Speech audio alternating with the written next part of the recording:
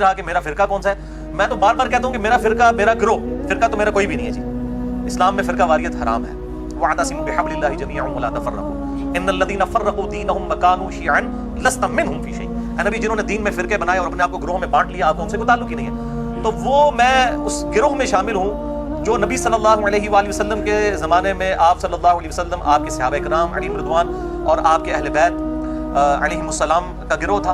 اور آج بھی الحمدللہ جو اس گروہ کے اندر شامل ہیں، میں ان کی عزت کرتا ہوں. میں سب لوگوں کو الحمدللہ مسلمان سمجھتا ہوں جو بھی اللہ اور اس کے رسول اور صحابہ کرام اور اہل بیت کے ساتھ عقیدت رکھتے ہیں، ان کی تعلیمات کے اوپر الحمدللہ عمل کرتے ہیں. تو میں یہاں تک کیسے پہنچا ہوں؟ دھکے کھا کے جی. میں نے بیک گراؤنڈ تو اپنا شروع میں بتا دیا تھا کہ بیسیکلی میری جو بلٹ اپ ہوا ہے وہ ایک کٹر بریلوی خاندان کے اندر ہوا ہے. اور بڑی چھوٹی عمر سے ہی میں ایک سمجھ لیں ایک پریکٹسنگ قسم کا بریلوی تھا. پریکٹسنگ مسلمان نہیں، بریلوی. اور میں اس لیے نہیں بول رہا کہ میں بریلویوں کو نعوذ باللہ کو کافر سمجھتا ہوں، مسلمان ہی سمجھتا ہوں. مراد یہ کہ اپنے مکتبہ فکر کے اندر فلرش کرنے والا. یعنی میری عمر اس وقت سمجھ لیں ہارڈلی کوئی 10-12 سال تھی تو مسجد کے ساتھ تعلق بن گیا. اور بڑی چھوٹی عمر کے اندر ہی، یعنی مجھے صحیح طرح یاد ہے کہ میں مئی 1992 میں بالغ ہوا تھا. اور میں الحمدللہ اس وقت بھی 5 وقت نماز پڑھتا تھا الحمدللہ، اور رمضان المبارک کے روزے رکھتا تھا. اور اس کے بعد بڑی چھوٹی عمر کے اندر ہی دعوت اسلامی کا قرب مل گیا. الیاس قادری صاحب کا سبز پگڑی باندھنی شروع کر دی 1992 میں، 93 میں باندھنی شروع کر دی تھی. اور پھر آنورڈ تقریباً 2001 تک میں دعوت اسلامی میں رہا. اس کے بعد کچھ اختلافات کی وجہ سے میں الگ ہو گیا. اسی دوران میں انجینئرنگ یونیورسٹی سے بھی فارغ ہو چکا تھا ڈگری کر کے. اور پھر میری جاب بھی ہوگی اسلام آباد میں ایک سرکاری محکمے کے اندر.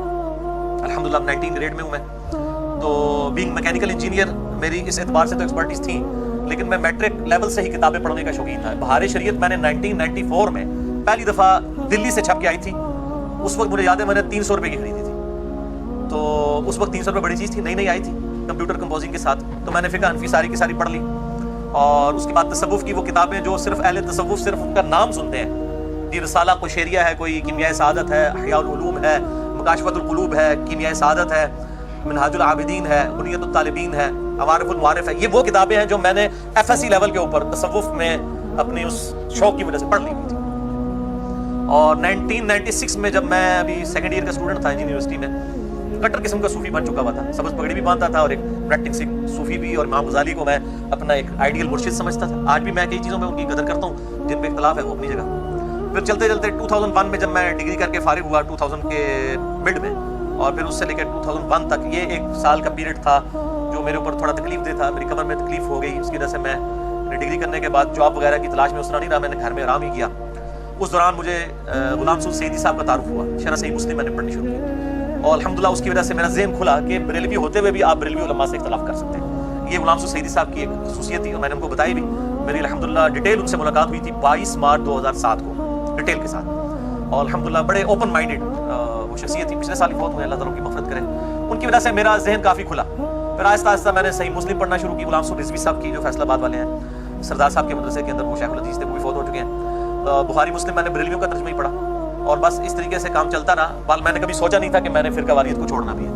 پھر ٹرننگ پوائنٹ میری لائف کے اندر آیا ہے مارچ 2007 میں، جب میں نے پہلی دفعہ قرآن حکیم کو پری ڈیٹرمنڈ رزلٹس کے بغیر قرآن پاک کا ترجمہ پڑھنا اور سننا شروع کیا. امام کعبہ کی آواز میں فتح محمد الہندی صاحب کا ترجمہ، اور ساتھ ساتھ کنز الایمان امام احمد بریلوی المتوفی 1340 ہجری بمطابق 1921 عیسوی ان کا ترجمہ پڑھنا شروع کیا. تو کرتے کرتے میرا جو ہے دل وہ ٹلٹ ہو گیا اس حوالے سے کہ قرآن حکیم کے جو عقائد اور نظریات ہیں ان کے اوپر میں کم از کم نہیں. پھر پیر نصیر الدین نصیر صاحب کا تعارف ہوا، ان کی کتابیں پڑھنی شروع کی.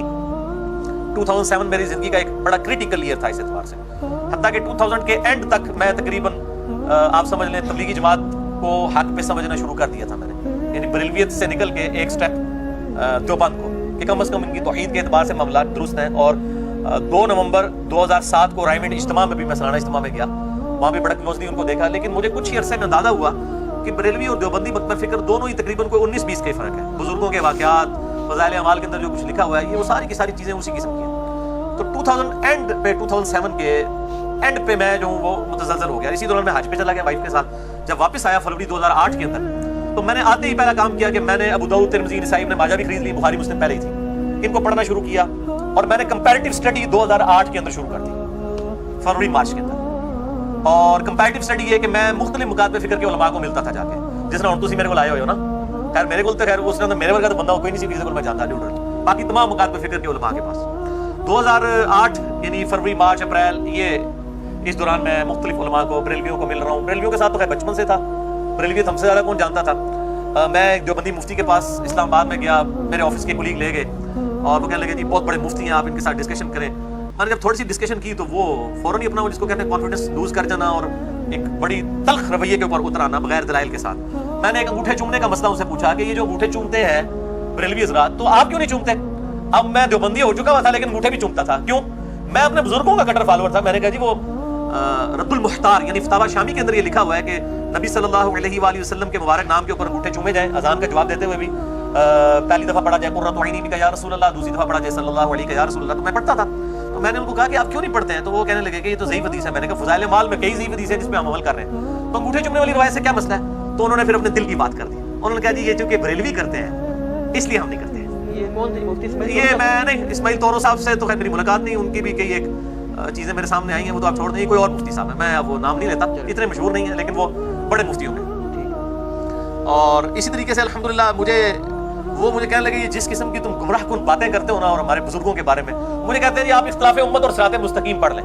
وہ بریلویوں کے پاس آپ چلے جائیں, وہ کہتے ہیں جال آپ پڑھ لیں آپ احمد یار حنیمی صاحب کی, اور یہ یوسف لدھیانوی صاحب کی اختلاف امت اور صراط مستقیم, یہ سب نے اپنی اپنی ٹیکسٹ بکس رکھی ہوئی ہیں نا, وہ کہتے ہیں آپ یہ پڑھ لیں. اور اہل حدیث کے پاس چلے جائیں گے, وہ کہیں گے آپ تلاش حق پڑھ لیں, وہ بھی ایک اہل حدیث ہے ریورٹڈ, انہوں نے تلاش حق لکھی ہے. شیعہ کے پاس چلے جائیں, وہ آپ کو کہیں گے جی وہ ایک مالکی سوڈان کے سنی سے شیعہ ہوئے تھے, ان کی کتاب اردو میں آ چکی ہے, میں بھی سچوں میں ہو جاؤں, تجانی صاحب کی, وہ کہیں گے جی یہ تجانی صاحب کی جناب پڑھ لو, میں بھی سچوں میں ہو جاؤں. تو سارے کو اپنی اپنی کتابیں, کوئی اللہ کی کتاب اللہ نبی کی کتاب نہیں پڑھاتا. اور پتہ ہے پہلے مولوی کی کتاب پڑھو تاکہ تمہاری ماتیں ماری جائے. تو مجھے کہنے لگے وہ پڑھے, میں نے کہا وہ میں نے پڑھی ہے, اس کے اندر اس نے بڑے بڑے بلنڈر لکھے ہوئے ہیں. میں نے ایک دو بتائے تو ان کے جناب وہ ادھر سے جھاگ چھوٹنی شروع ہوگی, غصے میں آ گئے, وہ کہتے ہیں تو ان قریب جو ہے نا گمراہ ہو جائے گا, تو اہل حدیث ہو جائے گا.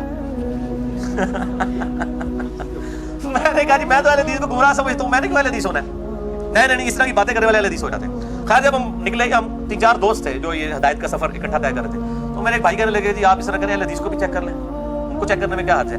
تو خیر میں اہل حدیث علماء کے بارے میں یعنی رابطہ کیا اور مختلف لوگوں کے نام سامنے آئے. الٹیمیٹلی خیر جس شخصیت تک میں پہنچا میری خوش قسمتی ہے, شیخ زبیر لیزئی رحمہ اللہ تعالی المتوفی 1435 ہجری میری خوش قسمتی تھی. اور میں شیخ صاحب سے کہا کرتا تھا کہ اگر میں آپ تک نہ پہنچا ہوتا تو میں اہل حدیث کو پہلے ہی کنکلوڈ کر لیتا بغیر تحقیق کے.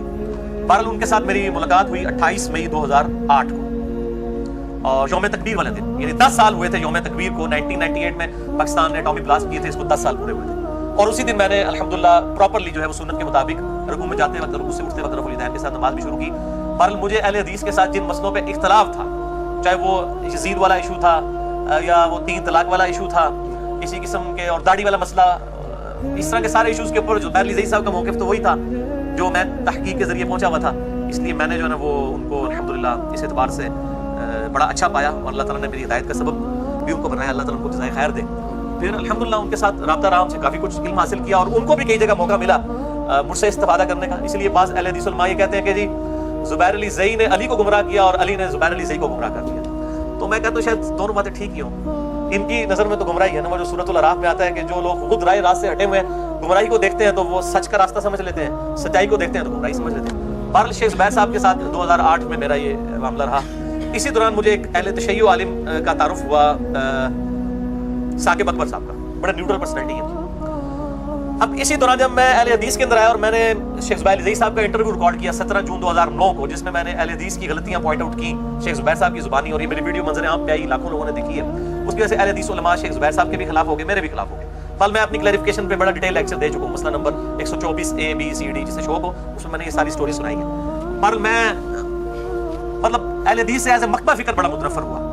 2008 کے اندر ہی میں متنفر ایز اے مکتبہ فکر ہو چکا تھا, اور میں نے اس وقت یہ تہیہ کر لیا کہ میں نے اگر دعوت حق کی آواز بلند کی تو میں انشاءاللہ نیوٹرل پلیٹ فارم سے کروں گا, بغیر کسی فرقے کے, نیوٹرل پلیٹ فارم سے. اور یہی وجہ ہے کہ میری پہلے دن سے لے کے آج تک جتنی ویڈیوز ریکارڈڈ ہیں 2009 میں ریکارڈ ہونی شروع ہوئی ہیں پراپرلی, تو 2010 اکتوبر میں. کبھی بھی آپ کو فرقہ واریت والا معاملہ وہاں پہ نظر نہیں آئے گا کہ میں نے کسی ایک فرقے کو کہ میں اس کی دعوت پیش کر رہا ہوں, کیونکہ اس ریکارڈنگ سے پہلے ہی میں الحمدللہ فرقوں کو 3 طلاقیں دے کے 4 تکبیریں پڑھ کے دفنا کے مسلمان ہو چکا ہوا تھا الحمدللہ. تو بہرحال اس میں مجھے آئیڈیا ہوا کہ اہل حدیث مکتبہ فکر میں بھی اکثریت جو ہے وہ اپنے علماء کے پیچھے ہے, اور جو عوام الناس جو ریورٹ ہو کے آئی ہے بریلوی دیوبندی یا اہل تشیع سے, وہ کافی حد تک نیوٹرل ہے. تو بہرحال میں آج بھی بوانگے دول کہتا ہوں کہ آج بھی مجھ سے کوئی پوچھتا ہے آپ نے سوال کیا تو میں الحمدللہ بوانگے دول کہتا ہوں کہ میں جتنے بھی مکاتب فکر ہیں اہل سنت کے آف شوٹس ہوں یا اہل تشیع کے آف شوٹس ہوں، حنفی شافعی مالکی حنبلی اثنا عشری ہوں، زیدیہ ہوں، اہل حدیث میں سب سے بہتر حق کے اہل حدیث کے منہج کو سمجھتا ہوں، مسلک اہل حدیث کو نہیں، منہج اہل حدیث کو، یعنی کتاب و سنت اور اجماع کو حجت ماننا۔ باقی جو اختلاف رائے ہے وہ اپنی جگہ رہتا ہے، ان سے صحیح الاسناد حدیث کی روشنی میں بہرحال میں، لیکن باقیوں کی میں تکفیر نہیں کرتا، باقیوں پہ کفر و شرک کے فتوے نہیں لگاتا، گستاخی رسول کے فتوے نہیں لگاتا، بہرحال جو گستاخی بازیں ہیں وہ میں پوائنٹ آؤٹ کرتا ہوں۔ 2008 کے اندر ہی پھر میں نے اہل تشیع کے ایک نیوٹرل عالم جنہوں نے وہ کتاب پاکستان کے دینی مسالک لکھی ہے، ثاقب اکبر صاحب کو جانتے ہیں، البصیرہ انہوں نے یعنی ایک اکیڈمی قائم کی ہوئی ہے، میں نے ان کے لیکچرز بھی سننے شروع کیے، لیکن وہ بھی مطلب ایک وہ آپ سمجھ لیں اہل تشیع کے طارق جمیل صاحب ہیں، جیسے سنیوں کے طارق جمیل صاحب میٹھی میٹھی اخلاقی باتیں، تو یہی ہے مطلب کوئی اختلافی موضوعات میں بات نہیں کرتے، لیکن ان کے قریب ہونے کا مجھے یہ فائدہ ہوا کہ مجھے اہل تشیع کے کلچر کو قریب سے دیکھنے کا موقع ملا، یہ کیسے سوچتے ہیں، ان کے ساتھ چونکہ سارے بڑے بڑے علماء رابطے میں ہوتے تھے، بلکہ اہل سنت کے بھی بڑے بڑے علماء، یہ جو ملی یکجہتی کونسل ہے جب قاضی حسین صاحب اس کو سمجھ لیں لیڈ کر رہے تھے، اس زمانے سے وہ ان کے ساتھ ہیں، تو وہ کافی نیوٹرل ماشاءاللہ پرسنالٹی ہے ان کی، اب بھی ان سے رابطہ ہے، اور وہ موحد ہیں، توحید کا عقیدہ ان کا بڑا راسخ ہے، انہی کے ریفرنس سے شجاع عباس صاحب کے ساتھ بھی تعارف ہوا، اور اس طریقے سے مطلب اسٹڈی کرنی شروع کی۔ بہرحال خیر 2008 بھی اسی میں گزر گیا، 2009 میں نے کچھ لیکچرز ریکارڈ کرائے، کرتے کرتے 2010 اکتوبر میں نے پراپر قرآن کلاسز ریکارڈ کروانی شروع کی، اور 2010-11 ہی میں یہ یوٹیوب پہ اپلوڈ ہوئی، اور پھر لیکچرز آنا شروع ہوئے، یہ پورا سفر ہے۔ اب میں جس جگہ پہ پہنچا ہوں شاہ جی وہ یہی ہے کہ میں بریلوی، دیوبندی، اہل حدیث، اہل تشیع، اثنا عشری ہوں چاہے زیدیہ ہوں، اسی طریقے سے حنفی شافعی مالکی حنبلی، سب کو الحمدللہ اپنا مسلمان بھائی سمجھتا ہوں، دلی محبت کرتا ہوں، اختلاف رائے رکھتا ہوں، اسلام سے کسی کو نہیں نکالتا، سوائے اہل سنت کا جو آف شوٹ ہے قادیانی، اور اہل تشیع کا آف شوٹ جو ہے نصیریہ، ان دو فرقوں کے علاوہ میں تمام مکاتب فکر کو مسلمان سمجھتا ہوں۔ اور یہ ہو سکتا ہے بعض لوگوں کو بات بری لگے کہ اہل سنت کا آف شوٹ قادیانیت، کیونکہ قادیانیت فرقہ جو ہے وہ اہل سنت ہی میں سے نکلا ہوا ہے، اس لیے میں آف شوٹ کہہ رہا ہوں، اور اس پہ اہل سنت پہ کوئی قدغن نہیں لگائی جا سکتی، وہ ان کو اسلام سے خارج کر چکے ہیں، اس طریقے سے اہل تشیع بھی نصیریہ کو جو سیدنا علی کے لیے الوہیت کا عقیدہ رکھتے ہیں وہ اسلام سے نکال چکے ہیں۔